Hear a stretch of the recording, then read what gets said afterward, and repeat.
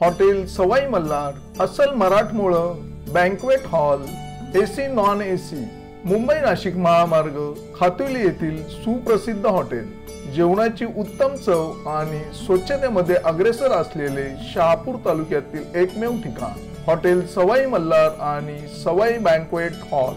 चवीचा शोध इथे संपतो।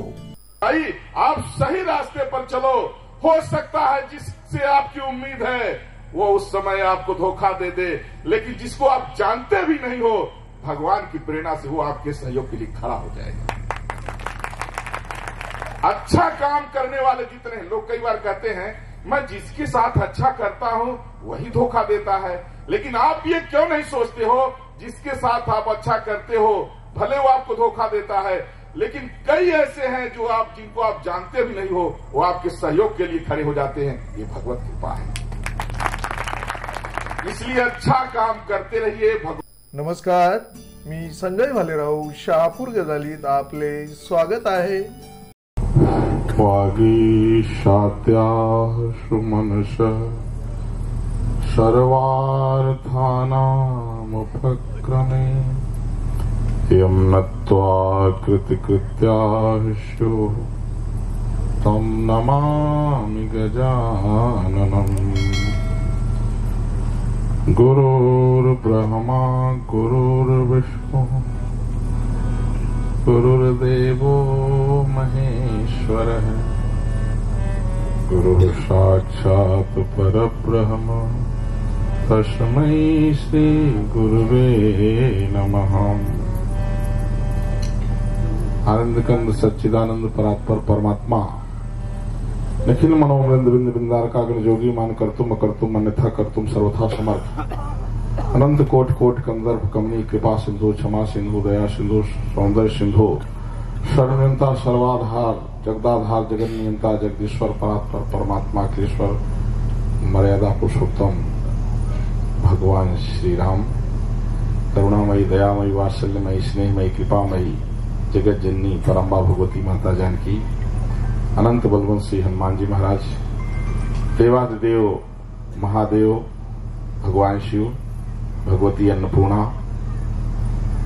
इस अंतर्राष्ट्रीय संत सम्मेलन में दिव्य रूप से पधारे हुए समस्त देववृंद ऋषिवृंद संतवृंद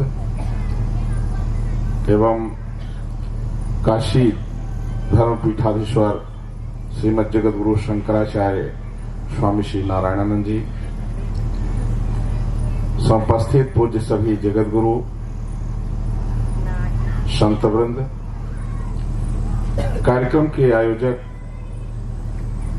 विश्व हिंदू सिख महापरिषद के अंतर्राष्ट्रीय उपाध्यक्ष विश्व गुरु सम्मानित हरिभक्त परायण श्री नामदेव जी,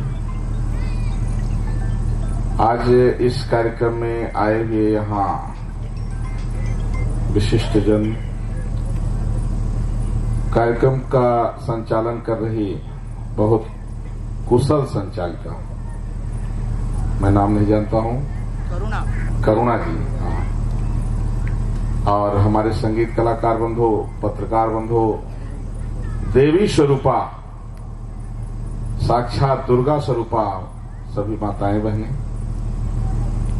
एवं धर्मानुरागी प्रिय सज्जन सभी प्रशासनिक अधिकारी भगवान के बाल गोपाल स्वरूप नन्हे मुन्ने बच्चे इस व्यासपीठ से मर्यादा पुरुषोत्तम भगवान श्री राम की पावन जन्मभूमि अयोध्या से राम जी की भूमि की ओर से जय श्री राम, जय श्री राम। आज अद्भुत ये संयोग है कि आज एकादशी भी है। जीवन में अगर कहते हैं कोई एक एकादशी व्रत भी कर ले तो उसके जन्म जन्मांतर के सारे पाप कट जाते हैं। एक एकादशी कर ले, और अगर प्रत्येक एकादशी कोई करे तो उसके ऊपर भगवान की साक्षात कृपा हो जाती है। और वैसे भी डॉक्टर भी कहते हैं कम से कम महीना में 1-2 दिन पेट को खाली रखो अगर थोड़ा स्वस्थ रहना है तो इस दृष्टि से भी जो है स्वस्थ रहने के लिए भी, लंबी जो है आयु के लिए भी, अगर ज्यादा दिन आप जीना चाहते हैं, स्वस्थ रहना चाहते हैं, तो भी कम से कम महीने में 1-2 व्रत तो करना चाहिए। तो एकादशी व्रत आप लोग करते होंगे, जो नहीं करते होंगे आज संकल्प ले लीजिए कि एकादशी व्रत सबको करना है। अब मान लीजिए उसमें कहा गया है कि जो बच्चे हैं, बच्चों के लिए नियम लागू नहीं होता, जो रोगी हैं उनके लिए नियम लागू नहीं होता, जो अत्यंत रोगी हैं, और जो अत्यंत बुजुर्ग हैं उनके लिए भी नियम लागू नहीं होता है। लेकिन जो कर सकते हैं, तो यदि आप नहीं, मतलब कोई दिक्कत हो रही तो फल खाइए ना, आप फल ले सकते हैं, कोई दिक्कत नहीं। लेकिन एकादशी के दिन अन्न ग्रहण नहीं करना है। आज संकल्प ले लीजिए, कल्याण हो जाएगा इससे। दूसरी बात, आज गीता जयंती भी है। माने कहते हैं जब जीवन में धर्म संकट की स्थिति हो, जैसे जब राम रावण युद्ध हुआ तो वहां तो पता लगा कि ये राक्षसों से लड़ना है, लेकिन जब अपने लोग ही जो है गलत रास्ते पर चले जाएं, घर में ही लोग जो है गलत रास्ते पर चले जाएं, तो वहां धर्म संकट की स्थिति होती है कि क्या करें। अब जब वहां स्थिति ये थी, देखिए भगवान श्री कृष्ण धर्म का उपदेश करने के लिए अर्जुन को निमित्त बनाते हैं। माने अर्जुन को निमित्त बना करके वो तीनों लोक में सबके लिए गीता का ये अमृत जो है प्रस्तुत करते हैं। जब ऐसे धर्म संकट की स्थिति हो जाती है कि भाई ही विरोध में खड़ा है, ऐसी धर्म संकट की स्थिति हो जाती है कि जिनकी गोद में अर्जुन खेले थे वो पितामह भीष्म सामने खड़े थे। ऐसी धर्म संकट की स्थिति आ गई कि शिक्षा देने वाले गुरु द्रोण भी जो है तो विरोध में खड़े थे। किससे युद्ध करें? उस समय धर्म संकट की स्थिति में अर्जुन ने कहा हम भिक्षा मांग के खा लेंगे, लेकिन इनसे हम कैसे लड़ें? उस समय भगवान श्री कृष्ण ने अर्जुन को कहा नहीं, धर्म में जो धर्म पर चल रहा है वही अपना है। जो धर्म की राह छोड़ दिया वह अगर अपना भी है तो उसको त्याग दो। व्यक्ति के जितने भी संबंध हैं वह तब तक ही पालनीय है जब तक वह अपनी मर्यादा और धर्म में चल रहा है। जिस दिन वो अपनी मर्यादा छोड़ देता है, धर्म छोड़ देता है, तो जिस तरह से विभीषण ने अपने सगे भाई का त्याग कर दिया। पहले बहुत प्रयास किया समझाने का, लेकिन जब नहीं समझा तो फिर राम की शरण में चल दिया, कहा ठीक है।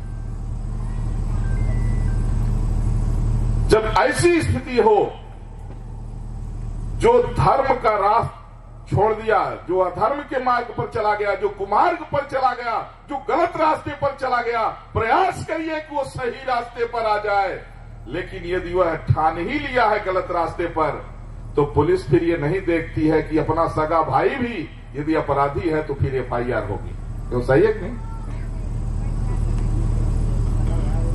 तो भगवान श्री कृष्ण ने अर्जुन को निमित्त बना करके धर्म संकट की स्थिति से सबको उबारा कि हमें गलत करना नहीं है, गलत का साथ नहीं देना है, गलत रास्ते पर नहीं जाना है, और सही मार्ग में जो चल रहे हैं उनके लिए अगर जीवन भी चला जाए तो कम है। भगवान श्री कृष्ण ने, चूंकि आज समय थोड़ा सा, तो हमको समय तो 2 ही मिनट मिला है जो पूरा हो चुका है, लेकिन थोड़ा सा मैं इसी में हल्का सा बढ़ा लेता हूं। अंतिम में भगवान श्री कृष्ण ने, देखिए 700 श्लोक श्रीमद् भगवद गीता में, उसका एक शब्द भी अगर जीवन में उतर जाए तो व्यक्ति का कल्याण हो जाएगा। क्यों ऐसा है ना? अंतिम में भगवान श्री कृष्ण ने समझाते समझाते लास्ट में ये कहे, बोले सर्वधर्मान परित्यज्य मामेकम शरणम व्रज। बोले अर्जुन,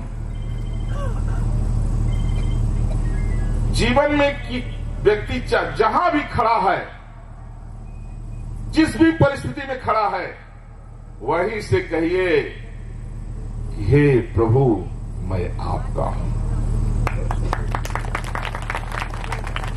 एक बड़ी सूक्ष्म बात है इसमें, देखिए समझने की बात है। आप जहां भी हैं, खाली एक बार कह दिखाते ना, शक्रदेव प्रपन्नाय तवास्मीत चयास्ते। सकृत माने होता है एक बार अगर कोई कहते हे प्रभु हे नाथ मैं आपका हूं, बस सारे पाप माफ, और फिर भगवान की सारी कृपा आपके ऊपर आ जाती है।